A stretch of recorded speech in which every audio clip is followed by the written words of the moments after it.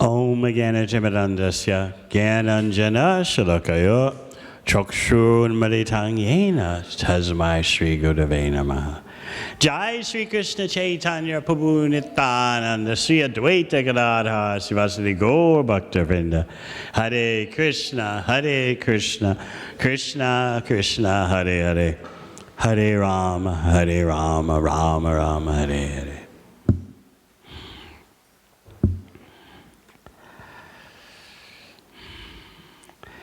This initiation ceremony gives a greater chance to understand Krishna. After many births and deaths, bahunam jamanamante, gyanavamam prapajate, of trying to understand what is our place in this existence, what is our mission, and what is our duty, this chance, this rarest of opportunities comes for our formally enrolling in the Bhakti Academy for first initiation, and for second initiation for being eligible to worship the deity and recite the Archana mantras for deity worship. It is very difficult to understand Krishna. Is Krishna the greatest, the biggest in quantity? Yes, but Krishna is also smaller than anything you can imagine. He's greater than anything you can imagine and smaller than anything you can imagine. The Upanishads explain, Anor Aniyan Mahato Mihiyan. The Supreme Absolute Truth is bigger than the biggest and smaller than the smallest. One way to easily understand how Krishna is the smallest is to know that the living entity is a little Krishna, a very tiny Krishna. If you want to say that you are God, then you have to be more accurate and say you are a tiny God. You're a tiny Krishna.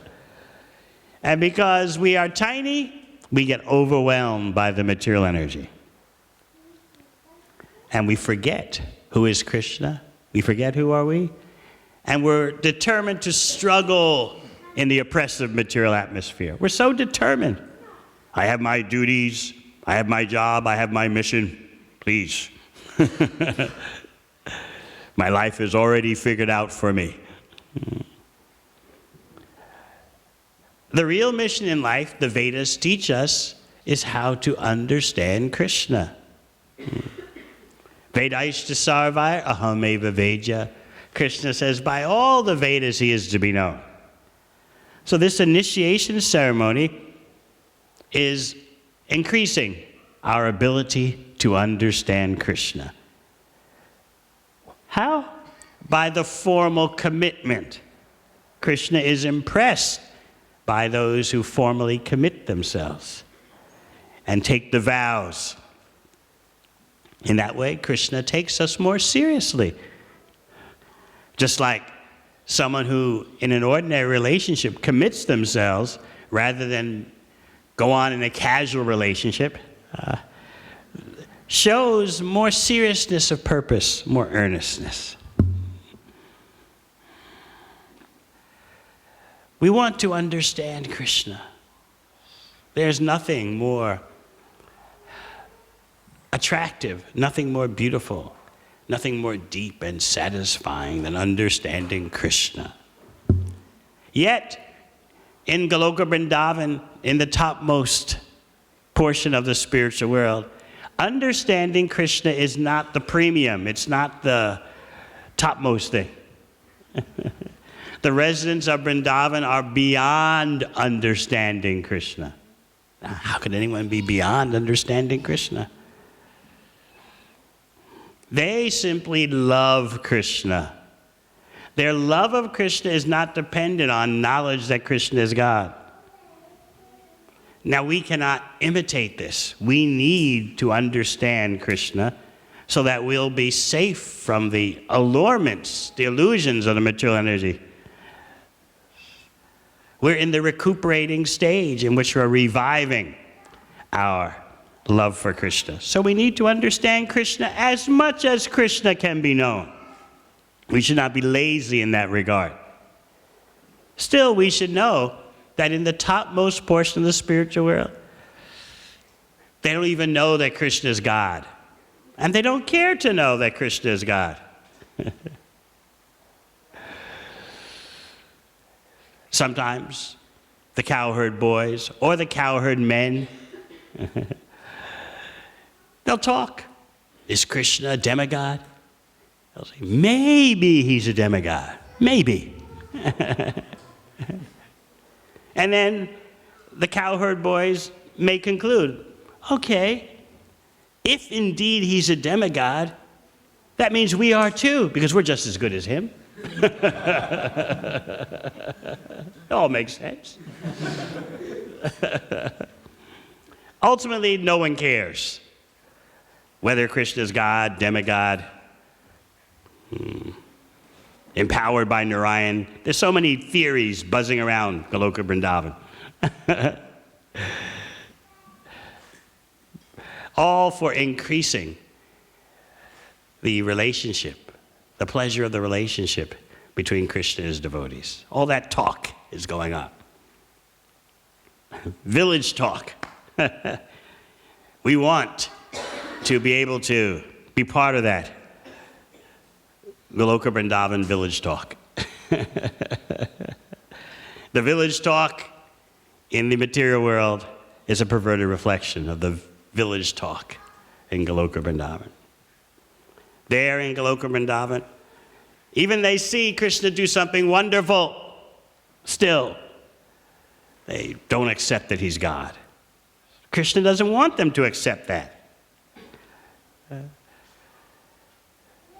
Simply, whatever happens increases the love for Krishna. We want to revive our dormant love for Krishna. We are tiny samples of Krishna.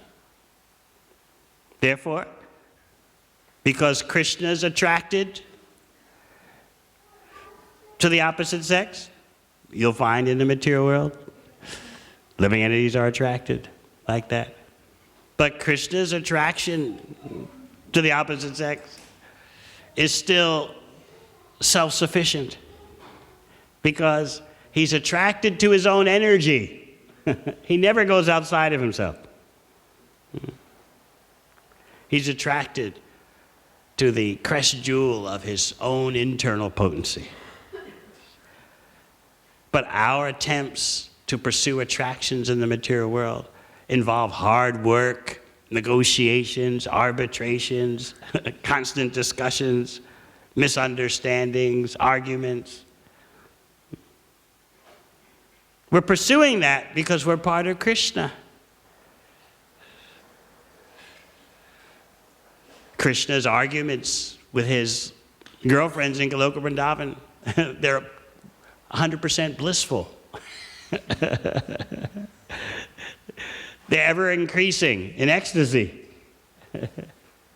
We cannot say the same for ourselves. Although Krishna cannot be completely understood, we want to understand him as much as possible. Because the more we understand Krishna, the more we'll be attracted. Just like for us, there's past, present, and future. We see in terms of past, present, and future. Yesterday, today, tomorrow. But for Krishna, there is no past, present, or future. Why is that? You can't conceive of how someone can exist without a past, present, and future. But time is Krishna's energy. He's not under the influence of time. There's no past, present, or future for Krishna because he has no material body. Past, present, and future is experienced by those with a material body. But Krishna has none. So this is a puzzle for us. How do you not feel yesterday, today, and tomorrow? And all the different species of life, they have a different yesterday, today, and tomorrow. Your yesterday, today, and tomorrow is not the same as an ant's. It's not the same as Lord Brahma's. It's all relative according to your body, your material body. But Krishna has no material body. So there's nothing relative about Krishna. He's the supreme absolute truth. And he's inviting you to understand him and live on the same qualitative level as him. And what is our response? Too busy, not now, later. We have many important things to do. Bhakti yoga means to use our senses to please the master of the senses. Then you can understand Krishna. So understanding Krishna doesn't simply mean book study. Understanding Krishna means that we engage in his service with sacrifice. And that sacrifice of our senses for the pleasure of Krishna gives us the ability to understand Krishna. The bhakti program involves engagement for all our senses, especially the tongue. And by sacrificing for Krishna's pleasure, by endeavoring for Krishna's pleasure, we can understand Krishna. As Krishna himself says in Bhagavad Gita, Bhaktya mam abhijanati, yavan yaschashmi tattvata. Only by devotional service can I be understood. So a devotee is always hungry for opportunities to engage in Krishna's service with sacrifice. Just as the material world is always trying to force upon you sacrifice. Yes? At work, they're pushing you, sacrifice, sacrifice. At home, the push is sacrifice, sacrifice. That's the nature of existence. Therefore, Krishna is simply saying, sacrifice for his pleasure. We cannot deny sacrifice. It's just that the illusory energy makes it seem like the best thing to do is to sacrifice for Maya. Maya gives the best rewards. Krishna, you don't know. You don't understand Krishna. He has his own pastimes. He's far away, but you are in the real world. You're dealing with the here and now. Sacrifice for Maya. Oh yes, yes, it's my duty.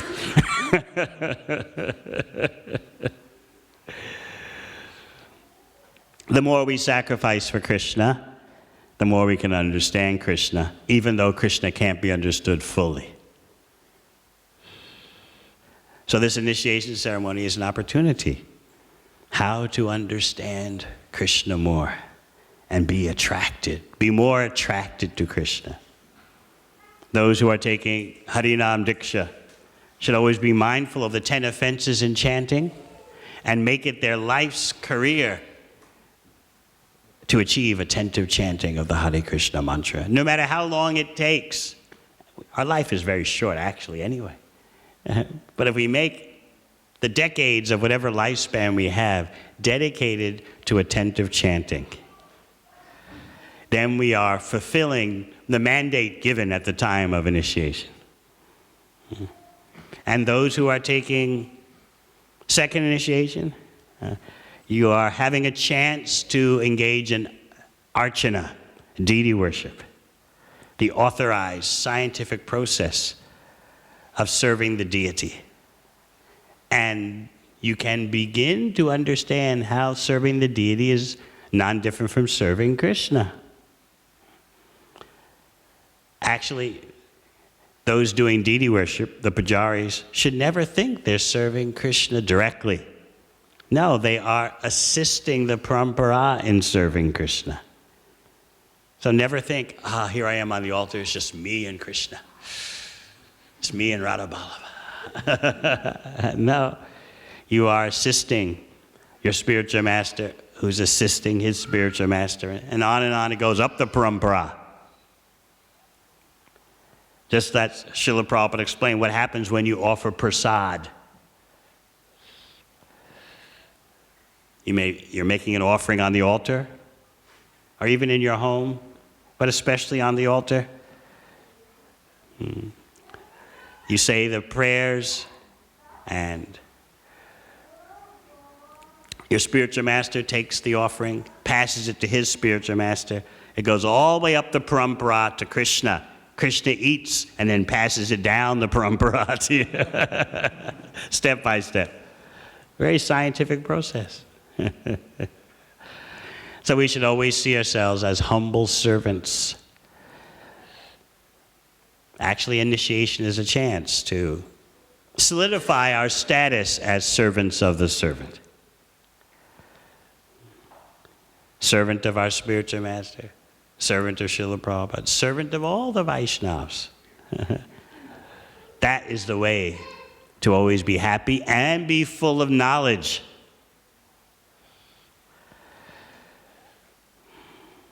So please we ask the assembled Vaishnavas, give your blessings to these initiates. We thank all the senior leaders in the temple for guiding and encouraging these devotees in their day-to-day affairs. Especially we want to thank His Grace Aniruddha Prabhu and Achinta Rupa Mataji for all their determined efforts. And other senior leaders, Nityananda Priya Prabhu, Jagannath Ram, so many are all trying to help, pushing persons forward. And we thank them all.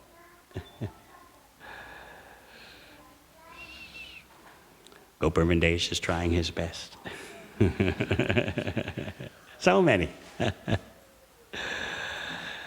I thank you all.